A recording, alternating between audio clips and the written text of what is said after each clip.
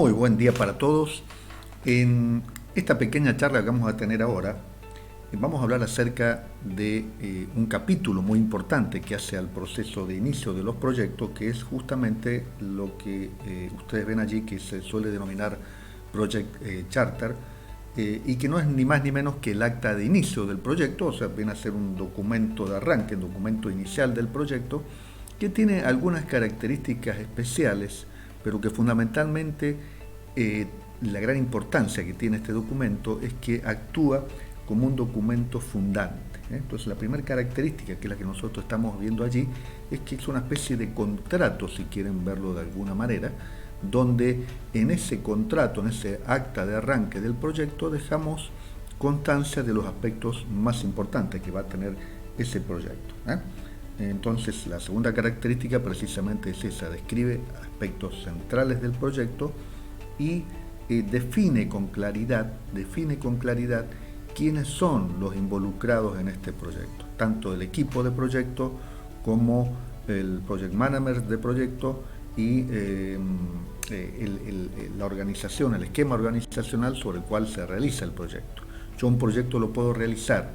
o bien desde una organización en la cual yo estoy trabajando, como puede ser, qué sé yo,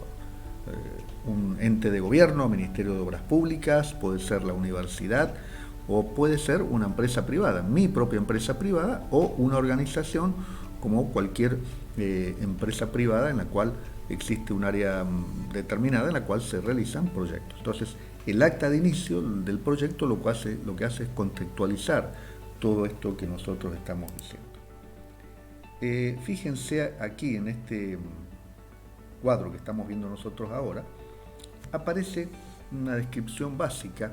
de los objetivos o de las funciones que tiene este proyecto. Pero fundamentalmente, desde el punto de vista de la gestión de proyectos, nosotros decimos que un proyecto nace cuando se constituye el acta de inicio del proyecto. Entonces el acta de inicio es el momento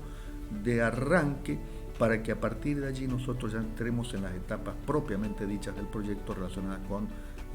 la planificación, la ejecución, etcétera, etcétera, etcétera, etcétera. Y fíjense que ahí también describen en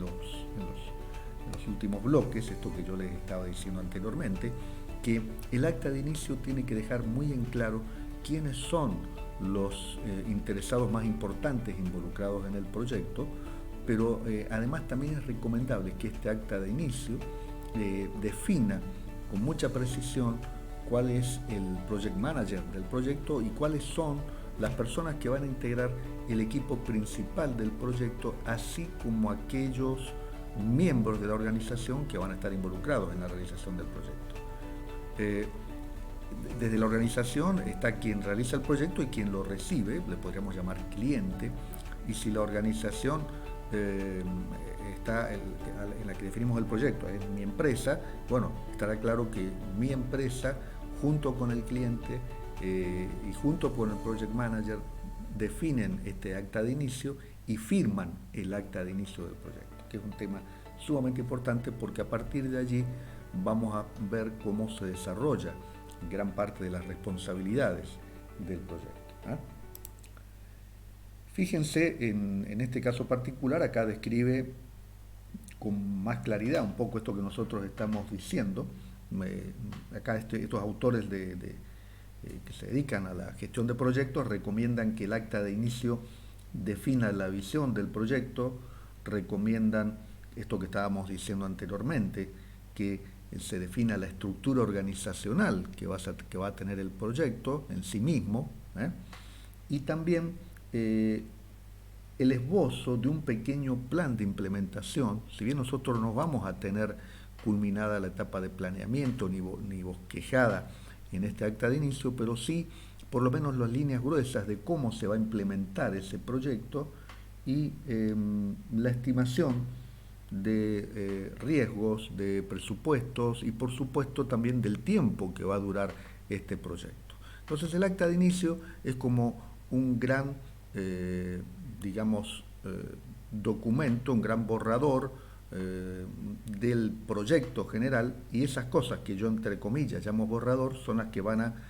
definir el acta de inicio. ¿Por qué le digo borrador? De manera metafórica estoy usando esta palabra, porque en realidad uno cuando realiza el acta de inicio no tiene totalmente definido el plan exacto de realización del proyecto, y tal vez las fechas de inicio y final que yo coloco en el proyecto, cuando voy a trabajar con más detalle en los alcances del proyecto, podrían variar un poco. Entonces, todo esto, si bien en el arranque del proyecto uno lo tiene de manera realizada a grandes rasgos, después podría también ir cambiando. Fíjense, a esto se le suele llamar, algunos autores le suelen llamar el círculo del Project Charter o el círculo del acta de inicio, donde aparecen un poco más en detalle esto que yo le estoy diciendo. Ahí ese círculo, gráficamente, con estos iconos, que siempre, acuérdense que la gráfica siempre es interesante, ustedes están viendo que recomiendan este círculo del Project Charter, que en este documento aparezcan aspectos relacionados con la visión, aspectos relacionados con el presupuesto, la estructura que decíamos anteriormente debiera tener el proyecto, la definición del Project Manager, cómo lo vamos a implementar, algunas ideas básicas de cómo se va a implementar, los riesgos a los cuales nos estamos enfrentando. Fíjense que también ahí plantea cuestiones relacionadas con qué flujo de presupuesto, cuál va a ser el presupuesto que nosotros vamos a manejar, y en esto vamos a poner bastante énfasis en la cátedra, que una cosa es tener el presupuesto y otra es el control de flujos de ese presupuesto, para que en un momento dado no nos quedemos parados en medio del proyecto, y cuestiones también relacionadas con el cierre del proyecto, algunas respuestas que por ahí pueden llegar a ocurrir en medio del proceso que nosotros esperamos, en medio del proceso de realización del proyecto. Esas respuestas, para aclarar un poquito más, a veces tienen que ver con el compromiso del cliente, con una serie de cosas que están relacionadas con la vida del proyecto. Y por último, el capítulo de cierre del proyecto, cómo vamos a cerrar, cuáles van a ser las herramientas que vamos a utilizar para el cierre del proyecto. Por ejemplo, si han habido adquisiciones durante el transcurso del proyecto, esas adquisiciones para quién van a quedar o cómo se van a definir su destino final, etcétera, etcétera, etcétera. Si el proyecto va a tener una serie de archivos y cómo se van a definir esos archivos, etcétera, etcétera, etcétera. Niveles de confidencialidad, cómo se van a manejar, marcos legales, cómo se van a manejar, futuros pleitos, en qué circunscripción judicial pueden ser tratados, etcétera, etcétera. Todo ese tipo de cosas un poco aparecen allí, ¿no? Fíjense, también yo les quería hacer una referencia a esto que charlábamos anteriormente, y es que el PMI en su PMBOK, como dijimos anteriormente, nos da una serie de herramientas y metodologías y grupos de procesos. En este caso estamos hablando del grupo de procesos de inicio de proyecto, pero fíjense que en el caso del Project Management nos dicen: ustedes tienen que tener en cuenta estas entradas, los elementos que nosotros necesitamos para sentarnos a confeccionar el Project Charter, y nos da algunas herramientas y técnicas, como por ejemplo recurrir al juicio de expertos, o como ejemplo utilizar técnicas de facilitación para ir armando este documento en conjunto con la organización, y la salida de todo este proceso debiera darnos el Project Charter. Es decir que, como les decía en otros videos anteriores, siempre es muy conveniente tener la guía de procesos de PMI para que nosotros veamos algunas recomendaciones que, sin lugar a dudas, siempre les van a ser útiles. Acá tienen, y ya un poco para ir cerrando este tema, algo muy interesante, por lo menos que es muy útil y que permanentemente en la gestión de proyectos uno recurre a esto. Son una serie de guías y plantillas que hoy, con el mundo de la internet, van a encontrar cientos de estas plantillas, pero esta plantilla, por ejemplo, fíjense que es una plantilla para elaborar la documentación del Project Charter. El Project Charter, imagínenselo como un documento, como si fuera un contrato, como si fuera una carpeta de inicio que yo tengo, y en esa carpeta aparece aquí una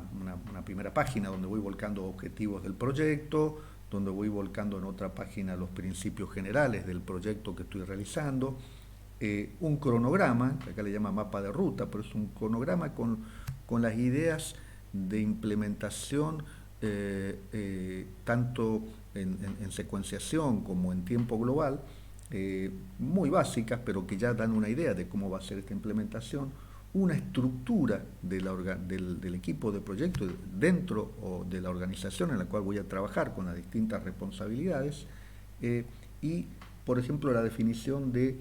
distintos tipos de alcance. Y fíjense que acá define el alcance tanto interno de la organización, los alcances que me propongo yo como equipo de trabajo, como los alcances externos que están más relacionados con los productos, con los entregables del proyecto, y que son sumamente importantes para que vayamos ya barajando desde el inicio algunos de estos productos y algunas fechas relacionadas con la entrega de estos productos, ¿no? O sea, las plantillas siempre nos dan a nosotros una idea bastante acabada de cómo llevar adelante este proceso, y ustedes van a ver que también en el campus virtual tenemos una serie de plantillas que están relacionadas con este tipo de actividad, tanto para el Project Charter como para otras cuestiones.